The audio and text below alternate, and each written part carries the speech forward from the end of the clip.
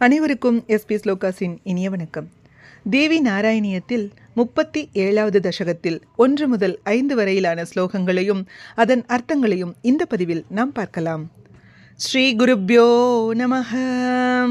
புரா ஹரிஸ்த்வாம் கில சாத்விகேன பிரசாதயாமாஸ மகேன தேவீம் சுரேஷு தம் ஸ்ரேஷ்டதமம் சகர்த்த சதேன சர்வத்ர பபூவ பூஜ்யஹ.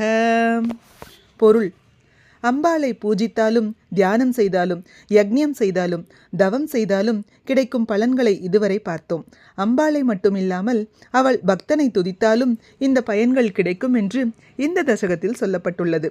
மும்மூர்த்திகளும் விமானத்தில் மணித்வீபம் சென்றதும் தேவி 3 சக்திகளை அவர்களுக்கு தந்ததையும் முன்பே 10வது தசகத்தில் பார்த்தோம். பிரம்மா, விஷ்ணு, ருத்ரன் மூவரும் சத்தியலோகம், வைகுண்டம், கைலாயம் சிருஷ்டித்து தங்களின் சக்திகளை உபயோகித்து சிருஷ்டி, ஸ்திதி, சம்ஹாரம் ஆகிய தொழிலை செய்தார்கள். இந்த சமயம் விஷ்ணு வைகுண்டத்தில் தேவியை குறித்து ஒரு சாத்வீக யக்ஞம் செய்தார். யக்ஞம் முடிந்ததும் ஒரு அசரீரி கேட்டது. விஷ்ணு சர்வ தேவர்களிலும் மிக்க சிறந்தவன் என்று சகல உலகிற்கும் தெரிவிக்கும் செய்தி அது. யக்ஞத்தில் பங்கு பெற்ற அனைவரும் சந்தோஷமடைந்தனர். அன்று முதல் விஷ்ணு அனைவராலும் பூஜிக்கத்தக்கவர் ஆனார். அதர்ம விருத்திஷ்ச யதா த்ரிலோகே தர்மக்ஷயஸ்சாபி ததா பவத்யாம் தர்மம் சமுத்தர்த்துமதர்மமிருத்தம் மாஷ்டும் ச தேவ்யேஷ நியுஜ்யதேஹி. பொருள்: விஷ்ணு தேவர்களில் முக்கியத்துவம் கொண்டவர், அனைவரையும் ரட்சிக்கக்கூடியவர். அதனால் காக்கும் கடவுள் என்று பெயர் பெறுவார். அதர்மம் எப்பொழுது தலை தூக்குகிறதோ அப்பொழுதெல்லாம் அவதாரம் செய்து தர்மத்தை காப்பார். சிறுமையுடைய அவதாரமானாலும் அவை எல்லோராலும் புகழப்படும். எல்லா அவதாரத்திலும் என் அம்சம் கலந்திருக்கும். அவரின் வெற்றிக்கான சக்தியை நான் கொடுப்பேன் என்று தேவி சொன்னவுடன் அனைவரும் மகிழ்ந்தார்கள். விஷ்ணு தேவி பக்தன் என புரிந்து கொண்டு அவரை துதிக்கவும் பூஜிக்கவும் ஆரம்பித்தார்கள்.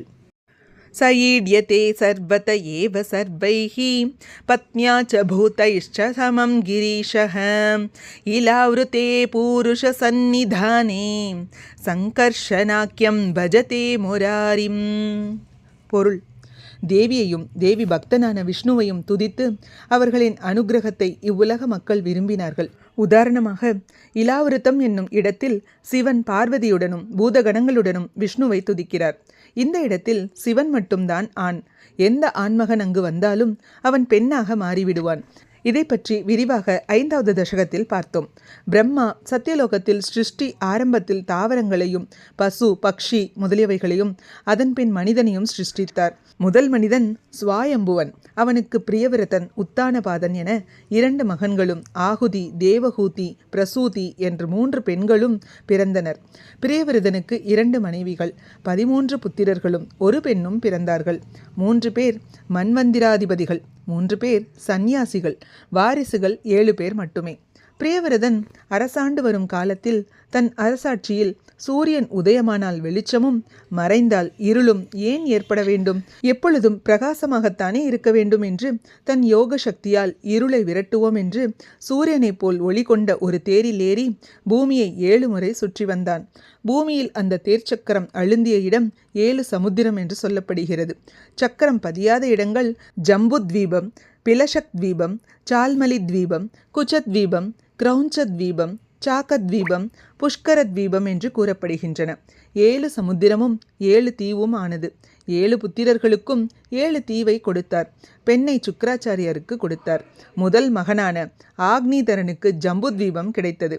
அவர் தன்னுடைய 9 புத்திரர்களுக்கு அதை 9 பாகமாக பிரித்து கொடுத்தார். அதில் ஒரு பாகம் இலாவிருத்தம். இது மகாமேரு மலையை சுற்றி இருக்கிறது. இங்கு இருந்து கொண்டு சிவன் சங்கர்ஷனரை துதிக்கிறார்.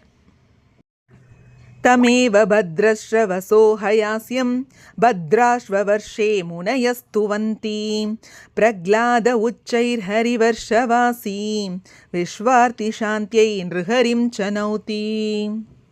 இலாவிரதத்தில் 4 பக்கமும் துதிக்கும் வைஷ்ணவ ரூபங்கள். கிழக்கில் பத்ராஸ்வர்ஷம். இங்குள்ள முனிவர்கள் ஹயக்ரீவராக விஷ்ணுவை துதிக்கிறார்கள். தெற்கே ஹரிவர்ஷம். இங்கே பிரகல்லாதன் உலக நன்மைக்காக விஷ்ணுவை நரசிம்ஹ ரூபத்தில் துதிக்கிறார்.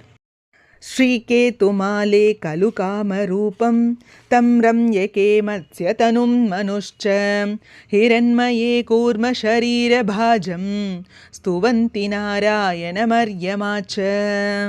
பொருள்: மேற்கே கேதுமாலம், அங்கே லக்ஷ்மி தேவி காமரூபமாகவும், வடக்கே ரம்யகம், இதில் வைவஸ்வத மனுவானவர் மத்ஸ்யமூர்த்தியாகவும், அதற்கும் வடக்கே ஹிரண்மயம், இதில் பித்ரு தேவதையான அர்யமா பகவானை கூர்ம ரூபத்தில் துதிக்கிறார்.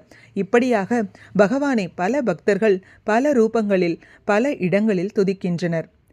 இதுவே இதன் பொருளாகும். ஓம் ஸ்ரீமாத்ரே நமக. இது போன்ற ஸ்லோகங்களுக்கும் ஆன்மீக விஷயங்களுக்கும் மறக்காமல் நம்ம சேனலை சப்ஸ்கிரைப் பண்ணிக்கோங்க. நல்லதே நடக்கட்டும், நன்மையை பிறக்கட்டும். நன்றி, வணக்கம்.